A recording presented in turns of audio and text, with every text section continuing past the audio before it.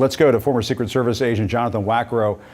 Jonathan, we were just trying to talk to you about this devastating testimony from Cassidy Hutchinson during the January 6th hearing earlier this week. And then late yesterday, CNN was able to confirm through a couple of Secret Service sources that yes, Trump was angrily confronting his agents in that presidential SUV on that day. When the agents said no, he went off on them.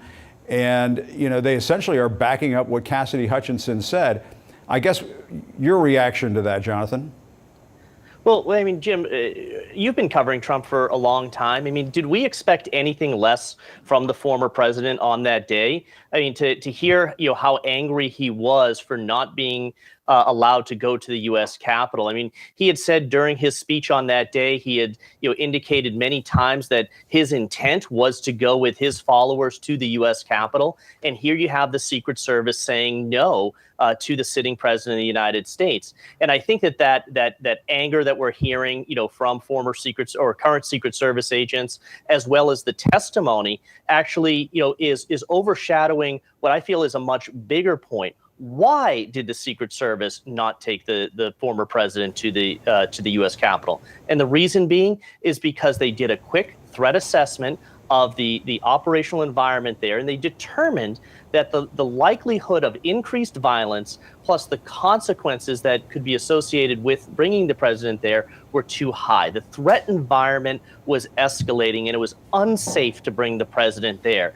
That's the point that we should be focusing in on, because that determination was made well in advance of the U.S. Capitol actually being breached.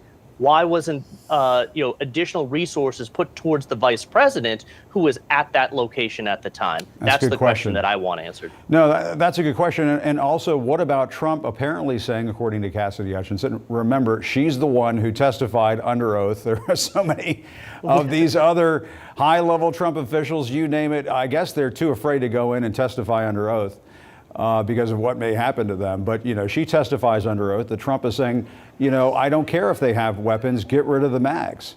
I mean, what does the Secret Service do in a situation like that? Well, listen, I think that the Secret Service as an institution that day was tested. The protective methodology was tested.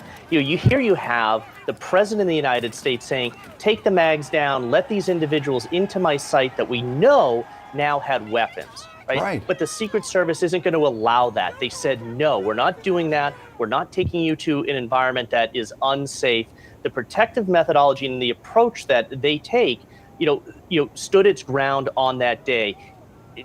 Just think about the enormous political pressure that those Secret Service agents and supervisors were under that day to say no, and they did the right thing. And I think that's an important fact to acknowledge at this point in time.